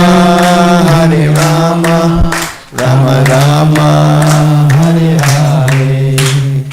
Thank you. Hare Krishna. Thank you so much. So once again we will chant Hare Krishna Mahamantra to show our enthusiasm to Prabhuji that we all are excited and we are ready. We are preparing to go back to home, back to Krishna.